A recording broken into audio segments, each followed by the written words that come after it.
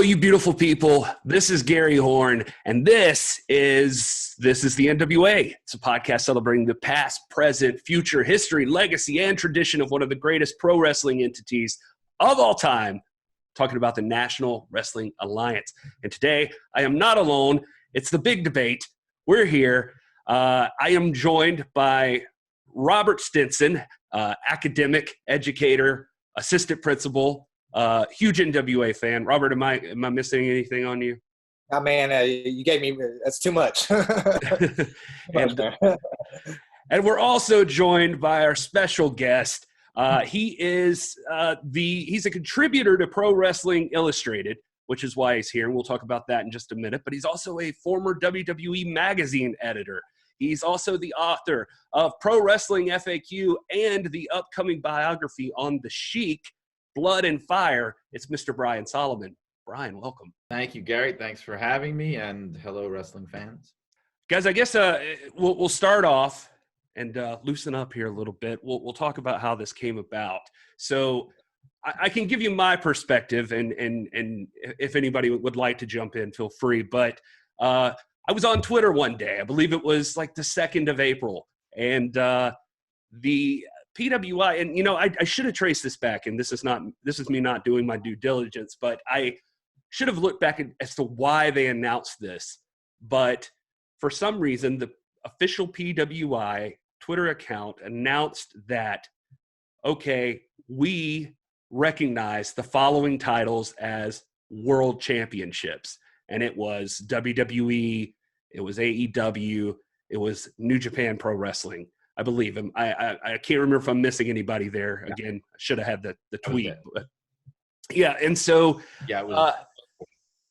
So the two WWE titles, and New Japan and AEW. So that, I don't know if whoever was actually tweeting that out planned on this, but it caused quite the stir in the Twitter wrestling community, and a lot of uproar.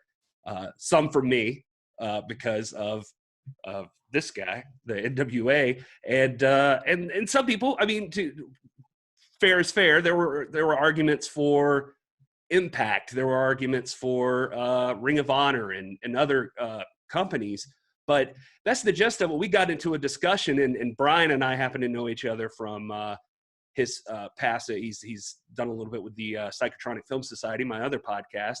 But since he happens to work with Pro Wrestling Illustrated, we got into a conversation about this and decided to have a discussion about this. Like, why is Pro Wrestling Illustrated, why are they being such buttheads? Or just why are they not including the National Wrestling Alliance in the World Championship? Brian, I guess I'll throw to you. Is that your recollection? Did I summarize that pretty well? Well, except for the buttheads part, Gary, I would say, yeah, that's pretty accurate. Yeah, I don't think I actually called anybody that.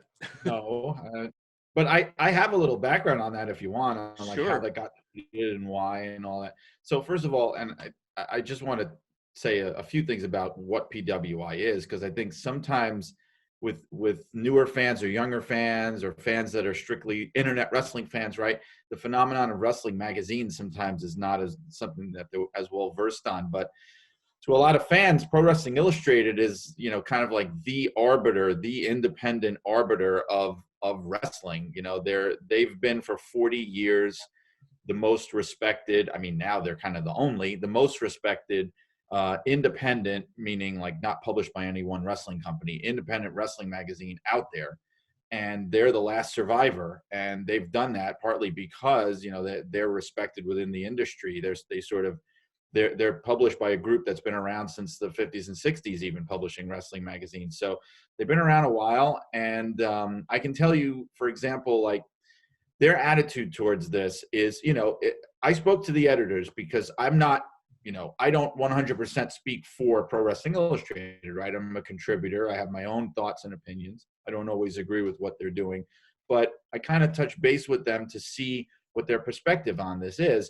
And, one of the reasons that got posted was there recently was a changing of the guard there. I don't know if you know, but it's actually in the process now, the longtime publisher and editor-in-chief, Stu Sachs, is retiring. and Kevin McIlvaney is taking over. And so it's kind of part of the process of him like sort of like putting his footprint out there and staking his voice as the person in charge of Pro Wrestling Illustrated. Kevin had no idea that it was going to cause that kind of a furor at all. And I think it partly comes from this. So this is kind of an old school idea. And I don't want to say old fashioned, but it's old school. And I think for a lot of newer fans, it might be lost. In the world of boxing, there was a magazine still around, I think, called The Ring Magazine, right? And they had a similar role to PWI. They were like the independent arbiter to cut through all the BS, that all the stuff promoters would be pushing on fans, because promoters always like to shape the truth, right? And the Ring would be the one that would decide. And so Ring considered it their job to say, okay, forget what the promoters are telling you, because they're trying to sell tickets. And, these are what we consider the actual, legit top titles in the sport of boxing.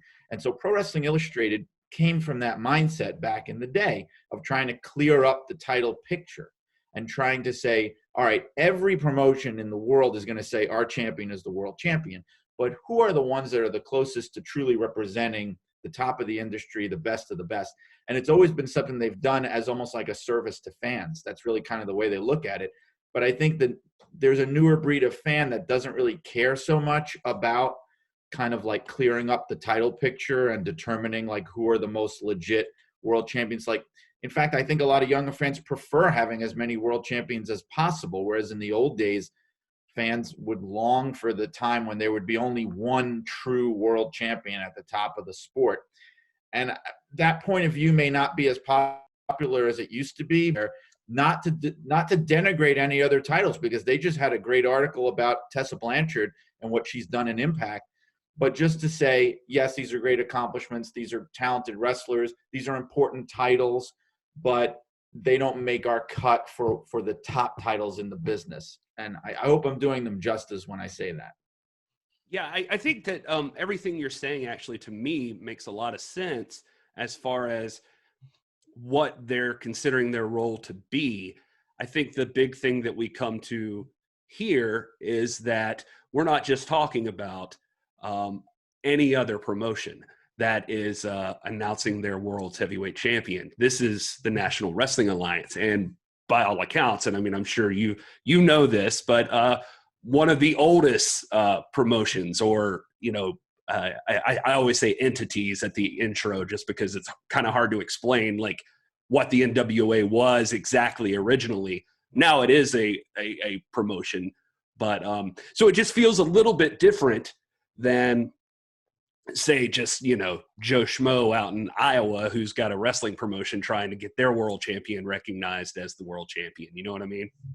Yes. It's ironic you say that, because the NWA was founded in Iowa. Well, maybe that was a subliminal thing there. Yeah. And I think I should say too, with regard to what you're saying, is that, and they told me, I checked with them and they're like, you can go on and give your opinions too. And my honest and true opinion, and I told Kevin this too when we spoke, is that I do think that the NWA title should be recognized in PWI as a world heavyweight title. I'm really well versed in the history. I wrote that book you mentioned, Pro Wrestling FAQ, did a ton of research on the history of the NWA. I mean, historically speaking, it's the most prestigious title in the business, no question about it. PWI's relationship with the NWA title is, and probably a lot of fans don't even know this, they haven't, with the exception of when it was defended in TNA as their title, right? They haven't recognized the NWA title as a world heavyweight title since they split from WCW in the early 90s. So all through the Dan Severn years, all through, the Blue Demon years out in California and all that. So this is not like it's not them just dropping the gauntlet now and saying, oh, this, we don't like NWA power or anything. It's just they haven't, the only time they recognized it was when it was in TNA, and that was because it was being defended on a stage where it was being seen by so many people as basically the number 2 title in the business behind WWE's title at the time. So they have 4 that they recognize now, like you said, the 2 in WWE, the 2 in WWE, the AEW, and the New Japan IWGP title. That's actually the most world titles that they've ever recognized in their 40-year history, because there's 4, because they've tried to keep it as streamlined as possible.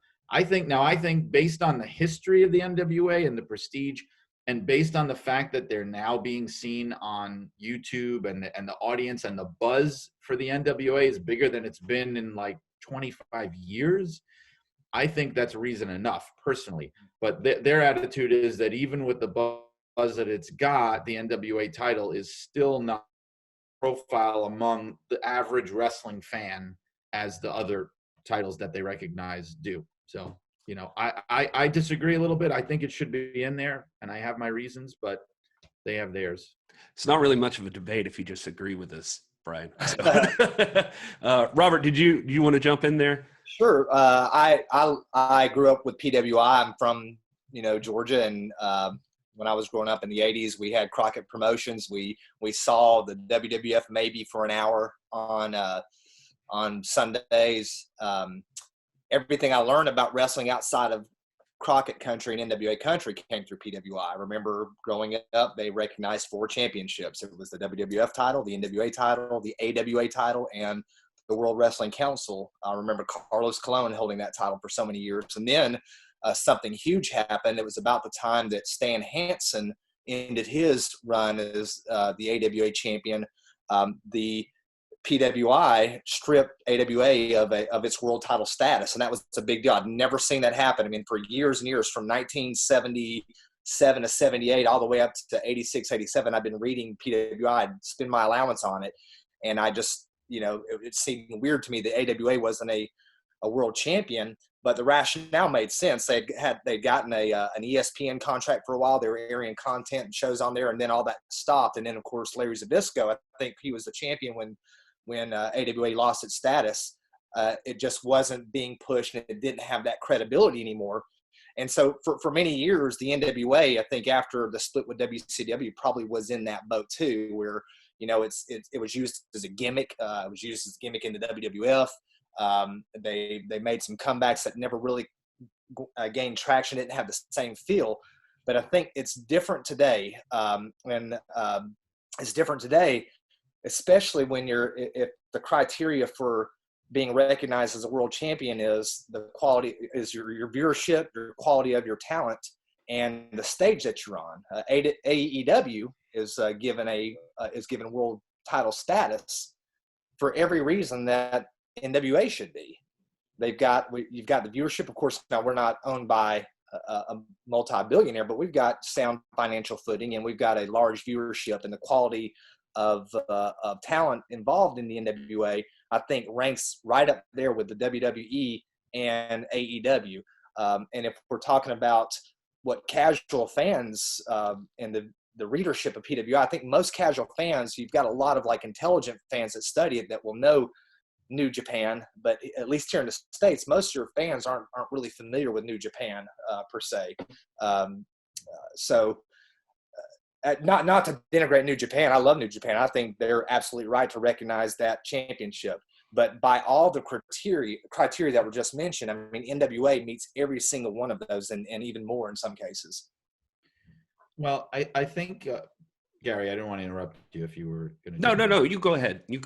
So just to show sometimes how strict they've been over the years. So this is not like some anti-NWA thing. Longtime readers of PWI, and I mean really long time, and even before PWI, when their magazines were The Wrestler and Inside Wrestling, right? Those are the magazines from that company that predate PWI that were like recognizing the world titles. There was a period in, I want to say, late 70s, early 80s, where they stopped recognizing the WWF title as a world title. This was kind of during the era of definitely Backlund, and it might have even been Bruno's second reign and Superstar Graham. They weren't even recognizing that one. And look, the landscape of the business was really different back then. So the way it was territories, as you know, so the way they were looking at it was the NWA title, this is back then, that title transcends territorial boundaries. They're going to all different parts of the country and the world. They're going to all different companies. They're going to the WWF even and defending it there. But the WWF title, from their point of view, is only being defended in the northeastern United States. Now, that wasn't always the case because they used to actually go to, in the 60s, they were going to Japan and out to California a lot more often. By the time you get to the Backlund era, it was much more confined in the Northeast, in that really tight territory.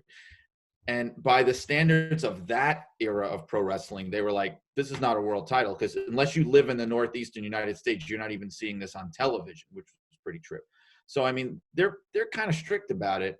And here's the thing with the NWA title right now. Now, it's got the history, it's got the legacy, it's got the importance to the business over the past 70 years now, right? But, and this is something like, it doesn't give me pleasure to say this, and I don't want to like turn heel or anything or have people like ripping me apart, but I also, you know, I try to have the perspective of the average person, casual viewer, who watches Monday Night Raw, who watches SmackDown, right? Who maybe watches AEW, but let's just even stick with the WWE argument. I would wager if you get outside of the bubble, right, of wrestling fandom, there's a large percentage of those people who have no awareness that the NWA is even back.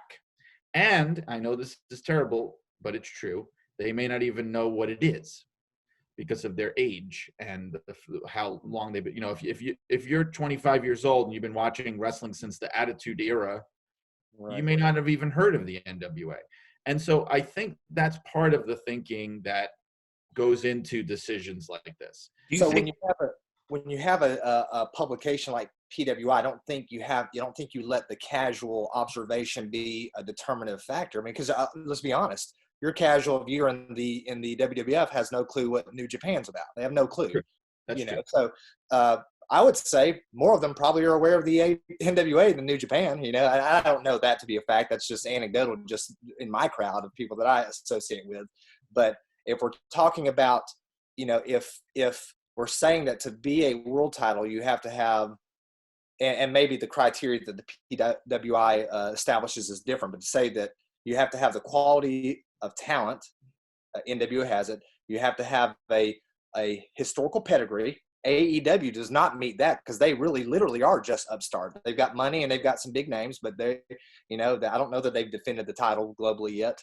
Perhaps they have. And the title has no history either. It just literally came out of thin air. That's actually where I wanted to, what I was going to go with too, Robert, was just that exact same thing. Just it's interesting that it tends to, if it's public perception, I mean, I don't know that anybody outside of the wrestling bubble, this is arguable. New Japan was obviously the good example, but AEW, it feels like, well, maybe they don't even know the difference between WWE and AEW. Right. A lot of the people, most of the people maybe, that aren't in the wrestling bubble. The other thing that you just brought up, though, is, even the global aspect of it, the World Heavyweight Championship. Nick Aldis has done the Aldis Crusade. The man's gone all over the world and defended the NWA Championship in AEW. He was about to be in Puerto Rico, you know. He was in England. He has met the global criteria. He's just defended it on a cross-promotional stage and an international stage. And I think only the WWE belt championships have met those criteria, you know, than the NWAs. Yeah, and I think that's why I think too that strides have definitely been made in the past couple of years. The whole all-in thing with that was a very high-profile defense of the NWA title where Cody won the belt, and I mean that was probably the largest audience in America that had seen an NWA title match probably since, you know, I don't know, Ric Flair was the champion, honestly. Yeah. So that was a big deal. Definitely. That was a really big deal. Again, to go back to the whole Ring magazine analogy that I made, right? So there was a time, and I keep talking about boxing because it's in my family too. My grandfather was a fighter, and I know a lot about boxing, but there was a time when you could walk down the street and walk up to the average person and say, who's the heavyweight champion of the world? And they would tell you. Anyone would know. Even if you didn't watch boxing, you would just know, oh, it's Rocky Marciano, it's Muhammad Ali, it's Joe Frazier, it's Joe Louis, right? They would just know. And that kind of thing was important in the recognition. And so because PWI is, and again, I can't really speak to their specific criteria. I don't feel qualified to do that, the very specific criteria, but I know like that's where their point of view comes from. It's like really deciding who are the champs or the champ that embodies professional wrestling to most people, or not even just the champion, but the title that embodies it to most people. And once upon a time, that absolutely was the NWA. There wasn't even another title that would come close. I mean, the World Wrestling Federation was at one time a member of the NWA. I mean, they recognized the NWA World title as above their own title. It's just not the way the business is anymore, though. That's the problem. It's one of the interesting things to me is that I always tell people one of the coolest parts about the NWA title is like you could almost, in a sense, trace every other title that's out there now back to the NWA. So it's like it all stems from that belt that Aldis carries, pretty much. I mean, you get the idea, but. It really stinks to me. Just one of the parts that I don't like is that it's like, oh, just because these companies are backed by billionaires, like it's like NWA doesn't have the publicity, but AEW is able to just come in and just drop themselves right in the middle of things, and because they have the financial backing to just promote themselves on every channel, on every commercial for any sporting event, then now they're legitimate. Whereas the NWA title's been, surviving, even barely on life support at times, but it's been around since 48, it's just, right. And when the NWA was founded, in 48, it was a reactionary founding. The NWA was founded to recognize a championship that already existed. So you could make the argument that the title goes back to 1905. It is most definitely the wellspring of every world champion that we championship that we have today.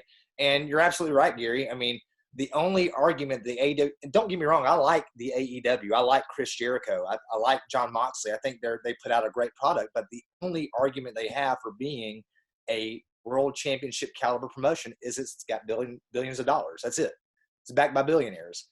And I think we can make, and hopefully we'll have time here to make kind of an analytic case for the legitimacy of the NWA and the reign of Nick Aldis in particular. But, there's not a criteria that the AEW can cross off that NWA can't cross off better than either AEW or New Japan, I would argue. And the irony of it is, like you alluded to, is the NWA, the National Wrestling Alliance, was partly formed. One of the reasons it was formed was to clear up the title picture, because it came from a time when there were like 5 or 6 different, major world titles in the business. If you look at the especially the 1930s, it's a complete mess. The New York State Athletic Commission was recognizing their own world champion in wrestling. Okay, you had the original NWA, which is the National Wrestling Association, which was part of the National Boxing Association, which was not really a company, but like a governing body. They had a world champion, right? You had the original title with the title of Gotch. You had, there were a few other, there was the original AWA world title, the original American Wrestling Association out of Boston, Paul Bowser promoter. They had their world title. And it was kind of like this way of, we want to, because a lot of these wrestling promoters, they had that boxing mentality too, which is we want to legitimize the world title because we figure it's a better draw if people don't see a million different world champions running around. So they were trying to do that very much and create one unified title. And the way they would do it was the champion would not just be the champion of one wrestling company, right? They'd be the champion of all of wrestling, and they'd go to all the different towns. All the different promoters would use that champion. And what they did with Thez, because he was like the first big standard bearer, Lou Thez, was that he'd go around unifying the title, right, to settle all disputes. That's the way the business was back then. They really were, their main concern was making money, but they were very serious about simplifying the title picture and making it easier for fans to understand who the real champions are. That was the attitude back then. And like you said, all the other major world titles came out of it. The AWA title branched off from it. The WWF title branched off from it. I mean, you know, even you could even make an argument that the ECW title was a branch off of, because it was kind of a branch off of what was happening with the WWE at the time, or the WWF. So I don't know. I mean, like, I'm trying to give a little bit of the historical background. I hope I'm not rambling too much, but you know, it just was that was the attitude of the business at the time. And I don't know if it's so much the attitude today, because I remember a few years ago when WWE was doing their big unification match, if you remember, where they had the world heavyweight title and they had the WWE heavyweight title and they had the big unification. There were a lot of fans that were pissed about that, because they liked having 2 world titles in WWE. They liked having more world title matches. And for me, as an older fan, that was the most alien idea in the world to me, because I want as few world champions as possible, because it makes the titles seem more important, you know? So I think that's their attitude. I think part of the fun of this, yeah, and it doesn't have to be some like heated debate. I mean, part of this, and you're not rambling at all, I think that what I wanted to do is I thought that this would bring some perspective. I've always been interested in the history of everything. So no matter what, I expected this conversation to get kind of historical, to kind of talk about where the NWA comes from and that sort of thing. So I thought it would be pretty beneficial. But let's talk about the champ now. Robert, you mentioned the analytical side of things. I mean, and to throw it to PWI, I believe Nick Aldis was ranked number 8 overall in the last rankings in PWI. And so he's in the top 10 here. I think Braun Strowman was right before him. And Braun Strowman is currently one of the world champions that are recognized. And I just think that's kind of funny to me. But what were you going with, Robert, just to give you a chance? Again, I'm an educator, and so assessment is important to me. This argument's not going to make sense outside of a lot of these circles, but you two will understand, I'm sure. When you ask a teacher, no teacher will say, I love standardized testing. I love the end of course test. Most of us think that it's not fair that an entire student's year's worth of progress and work is measured by one test. He might have a bad day that day, but they will also tell you that it's the best metric that we have for judging the worth of a school and if teachers are doing their job. So the best metric that we have out there, it's not perfect, but the best metric in my estimation, and I'm teachable on this, is the PWI 500 that comes out. And, I buy my Pro Wrestling Illustrated faithfully every month. I go to Walmart, I get it. I look in the back. It was just a few months ago, NWA wasn't even listed among the titles. It is now. It has been for the last few issues as one of the titles. It's not one of the major titles listed at the bottom of the PWI official ratings. But that PWI 500 issue is very important, because if you look in those top 50, you kind of get an estimation of who are the real elite wrestlers out there. And I think just to build on the argument a little bit, when you're looking at a world championship caliber claim like the NWA is making and ought to make, you build that around 3 or 4 different points. One, the historical legitimacy of the company, which NWA obviously has. You have to take into effect the style points, the it factor that its champion carries, and certainly Nick Aldis does that. And then sort of what Mr. Solomon's talking about, when the history of the promotion, when it's taken a direction that calls its legitimacy into question, then you have to look at other factors to bring that title back. And those factors, I think, are the credibility of the person holding the title just as a wrestler, and then the credibility of his reign. And if you look in the last couple of 500 ratings, he's been in the top 50. To me, there's lots of variability in that top 50 in the PWI 500. Kenny Omega might be number 1 in this rating, and then he might fall down to number 8 in this one. Seth Rollins might be number 1. I haven't seen the rating, but I think Jericho is going to be number 2 in the next one that's coming out.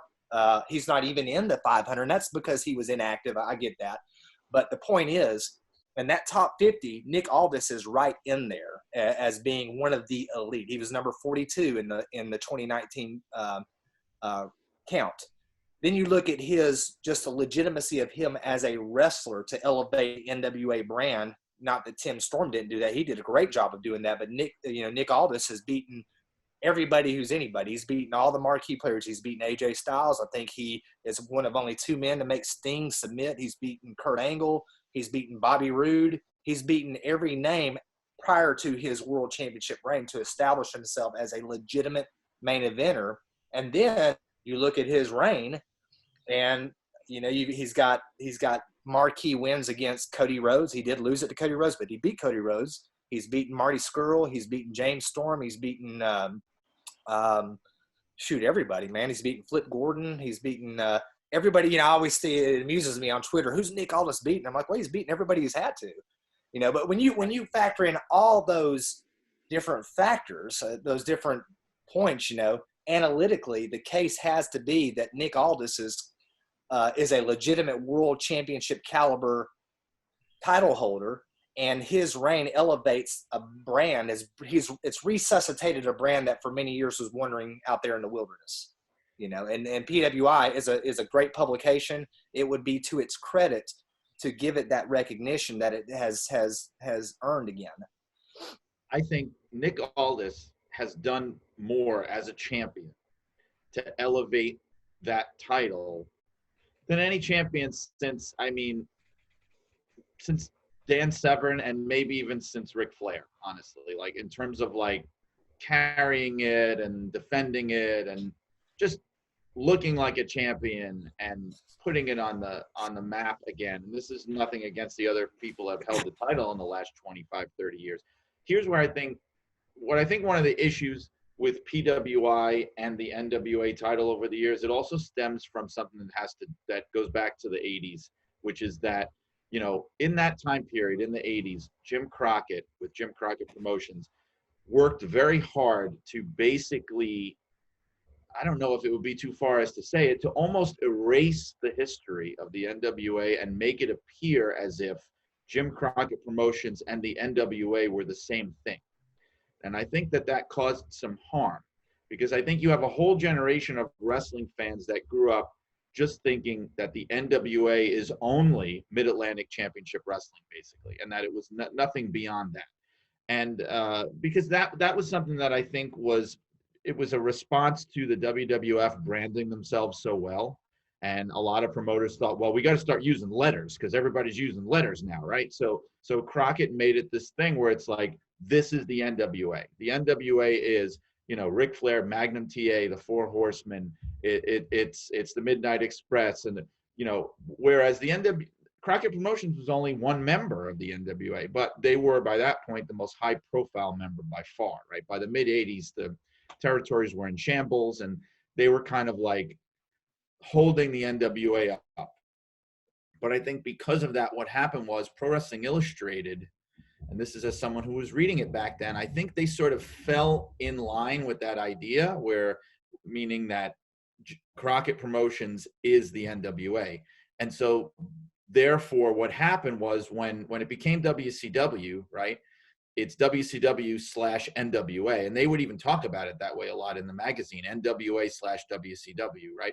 So that when the two entities parted ways, right, I think it's 1993 or 94, it was almost like, because they had put so much momentum in JCP and WCW being the NWA, that the actual NWA was kind of forgotten, and WCW was treated as continuing the line of the NWA. And so the WCW world title was treated by PWI as if it was continuing the NWA world title line. That's the way that they chose to do it, right? Whereas the NWA was still out there in the wilderness in the 90s going like, hey, we're still here. We have Dan Severn. We have, we have our own champion. It's not the same thing as WCW. But they had already moved on. And a lot of the perception of the wrestling fan base went with them at the time. The WCW is the continuing legacy of the NWA. And so when WCW died, then the NWA was as far out of fans' mind as possible. Right. It's almost a great analogy to like it's the Old and New Testament of the NWA, and Ric Flair is like right there in the middle and split the time in half. That's probably, some people will probably hate that, but I like it. But I did want to mention, just so we could get it in here, I asked a friend of the show, who happens to also be the NWA World's Heavyweight Champion, Nick Aldis, what he thought of this discussion. I told him that we were going to be talking about this today, and and I sent it to him as, not that you need me to help you legitimize yourself, sir, but we are going to be having this talk. What would you say if somebody was questioning that? And this was his response. He says, it's the real lineal heavyweight championship, the true main event of All In, which was the precursor to AEW. It's been defended on 4 different continents in the past 2 years. Several of the challengers have since gone on to sign with WWE, AEW, NJPW. It set an all-time box office record for wrestling at the Nashville Fairgrounds, and I've been endorsed by Dory Funk Jr., Harley Race, Jim Ross, Kevin Sullivan, Mark Henry, just to name a few of the reasons. So that was the answer I got back from Nick. And that summarizes the whole analytical thing. I mean, it cuts through all the bull crap. I mean, the point is, he's a credible world champion, a credible main eventer. I think, one of the things that the NWA is trying to do deliberately is to build up that idea of the prize fight. He is a big time prize fighter, just with the banners. You've seen those, in at the Crockett Cup and everything.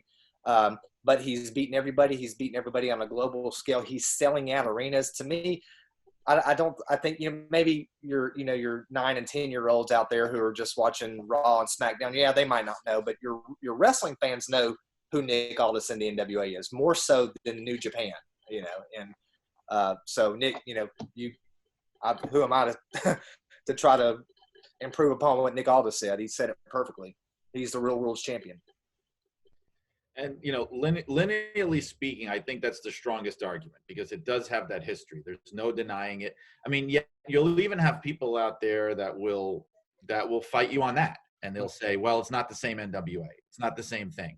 The NWA was not a company. It was a governing body. It was like a coalition of all different wrestling companies. So it's not really the same thing.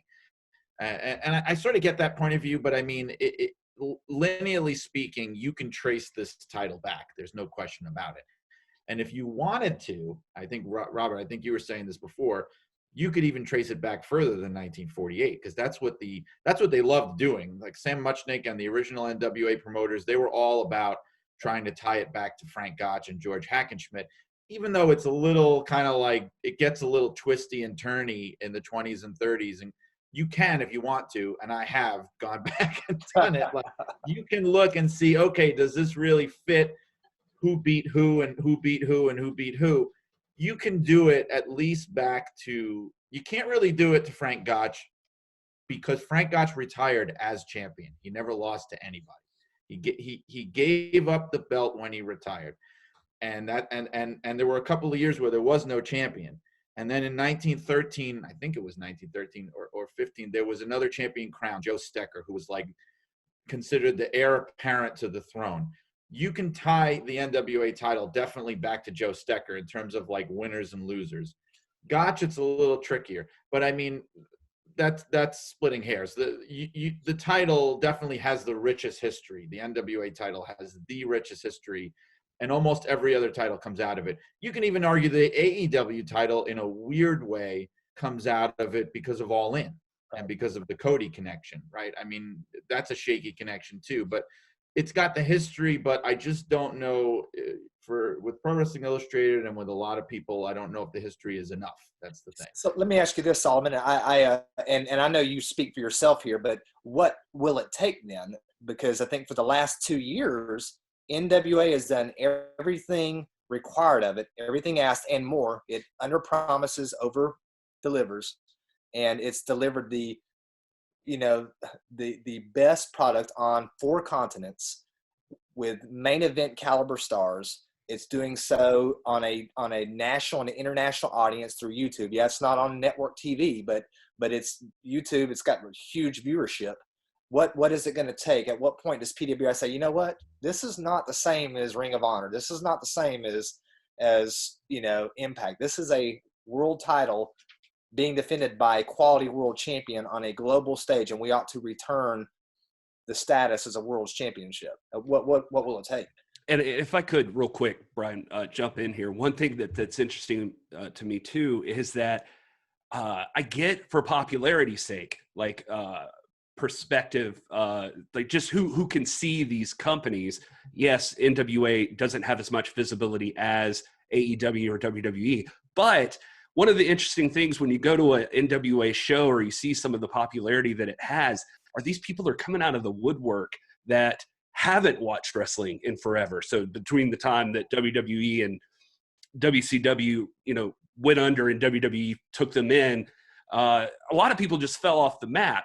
And it's like the NWA, some of the fandom, a lot of the fandom are these people. And I bring that up to say, while I could see the issue with popularity for like Pro Wrestling Illustrated, is like, well, we should focus in on these bigger companies. The other thing is, it's like the kind of people that love the NWA are, well, with respect, the kind of people that would probably still buy a magazine. And so it's interesting to me that it's like, you'd think that there'd be a little love there, Yeah. That's true. I can't deny that there is a demographic issue there, but I think, to what you were saying, Robert, about what it would take, I think in my own opinion, again, this is my own opinion. I feel like I should run a disclaimer under it. Like, Ryan Solomon's opinions are not necessarily those of Pro Wrestling Illustrated. I'll see if I can do that in editing.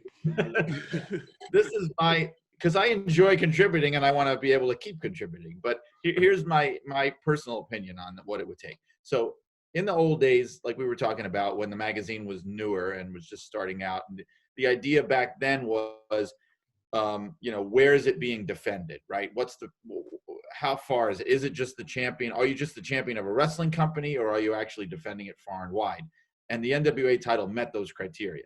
Now, they've had to sort of change that point of view a little bit because of the way the business has changed, whereas now, unfortunately, with most wrestling companies, you're the champion of the wrestling company. So they kind of have to change it a little bit. So I think the one thing the NWA is missing, because they have a great champion, they've got great talent, they've got history, they've got the guy going all over the world, no question. I think the one thing that they would need is to be on TV. And I mean like actual TV. Now, I know that, look, even that's changing. Technology's changing. The way people consume media is changing, right? So that whole curve is turning, and you're getting a younger audience that doesn't even watch TV anymore, right? They're mainly watching streaming stuff and YouTube and all that. But I think from PWI's point of view, that would probably be the thing that would turn it around. If they were able to parlay the YouTube show into an actual show on cable TV or whatever that was seen, through markets across America, I think that would do it.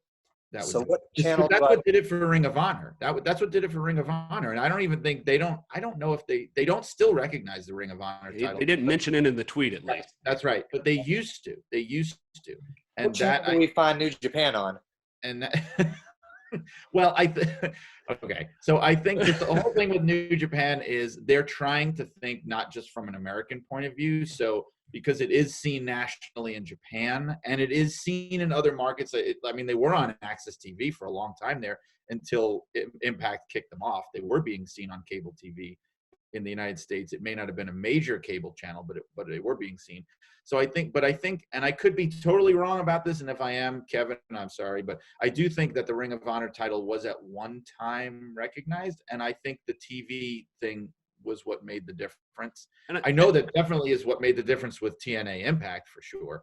And one of the reasons that they don't recognize the TNA title anymore is because they're at the point now where that title's only defended like on a TV taping like once every whatever the hell it is, like month or 2 months. So they were sort of saying like, what kind of a title is that if you're only, it's hardly being defended anymore. So, but I think the TV thing is a difference maker. It's funny to me too, just to think about that, like companies like AEW and WWE even, they're defending the titles within their company, and the NWA will send Nick Aldis wherever you're willing to pay for the champ. Like he'll he'll go there. He's not obligated to just wrestle in Atlanta. You know, he can jump at currently, you know, barring the circumstances. He was in a feud with Marty Scurll of Ring of Honor, you know, so there's that kind of interesting thing too. So I'm interested in the future, how that will play out, you know, when given Marty's relationship with the folks in AEW and Nick's past with those people. What if that all spreads out? But anyway, that's off on a whole other tangent, I guess. But and I don't want you to think either that I don't think New Japan is a credible, legitimate world championship. I do. I believe they have some of the finest in the world there. I just think the criteria is a little arbitrary when it comes to the NWA. It's like the standards aren't the same that they hold out for this particular brand. I don't know. Maybe you alluded, Brian, to hard feelings earlier from back during the Crockett days, but it seems to me not necessarily hard feelings. I don't want to make it seem like I'm saying there was hard feelings. I just think there was a little bit of confusion that went on, and I think Crockett Promotions tried to benefit from that confusion, like they wanted to be known strictly as the NWA, and I think PWI maybe got a little caught up in that, in thinking too much that the NWA only was Crockett WCW and nothing else. That's all. So, well, yeah, when we just write the description, we'll be like, and Brian Solomon talks trash about Stu Sachs, right? Yeah, exactly. Well, I've actually talked to, I'm good friends with David Marquez, and David has told me that he's also been fighting the fight in the crusade, and he's friends with Stu as well, and trying to, you know, see if Stu will, or PWI in general would change their views on that. So I mean, it's an ongoing debate that's going on. This isn't just a new thing. It seems like because Kevin tweeted it out that all of a sudden it's become this hot issue, but it's been ongoing for years now. I mean, that's the internet, man. Come on, that's Twitter. Yeah, that's no, it's true. But I mean, between the NWA and PWI, it definitely predates Billy Corrigan's involvement. And by the way, I have to give him a lot of credit because, you know, the NWA now resembles more a wrestling company than it did in the past. But he's still allowing, and he doesn't have to do this, I'm presuming, right? I mean, he's still allowing that title to be a title that transcends and gets defended all over the place, not just the title of a wrestling company. I would personally love it if he could appear on, I mean, how amazing if he could appear on AEW Dynamite or appear on Raw or something with that title. I mean, I think Vince would probably sooner, you know, jump off the Golden Gate Bridge than have something like that happen. But I would love to see that, where you get back to this idea of a traveling world champion. But even the traveling that he does is very impressive. And I just think that, you know, Corrigan deserves a lot of credit for letting that continue, because it's one of the things that in the end, if the NWA does get this recognition, it'll be one of the reasons why. So I think this podcast is going to be one of the reasons why. I figure after we hang up here, you're going to get on the phone and just be like, guys, they win. They win. Go ahead and recognize them. All right, I pictured it. Gotta talk to Eddie Elner, man. Eddie Elner is the one you got to win over. Wow, yeah. Yes. I pictured it in my head that it was going to be like, as soon as we finished, you were just going to throw on like a paperboy hat or something and run out, and the offices are right outside that door over there, and it's like just the newspaper factory, like, stop the presses, boss, boss, the NWA's back. I'm going to unbutton my shirt, and there'll be an NWA t-shirt underneath. There you go. There you go. That's how we'll do it. All right. Well, I guess we're not going to get anywhere else besides where we're at right now on this, but this has been a really fun discussion, guys. And Brian, I guess before we wrap completely, I know one of the things you're working on right now is that Sheik book. Tell us a little bit about that. Yeah, so I did write Pro Wrestling FAQ, as you mentioned before, which is more like a general reference book. What I always wanted to do was write a biography, a wrestler biography. So I've always been fascinated by the Sheik, and I mean the original Sheik, the Sheik from Detroit. And I could not believe that there'd never been a biography done, which is true. There's never been a biography written. I would probably consider him one of, if not the greatest drawing heels in the history of wrestling. So, I mean, you want to talk about transcending. I mean, he was a heel that could go to any territory, even though he had his own territory. He could go anywhere in the world and draw money as a main event heel. So I'm like, this guy deserves a biography. I think one of the reasons no one ever did it is because he was so secretive and he kept kayfabe so well that it's hard to find out details about his real life. I could definitely tell you that. It's very hard. But I took on the challenge.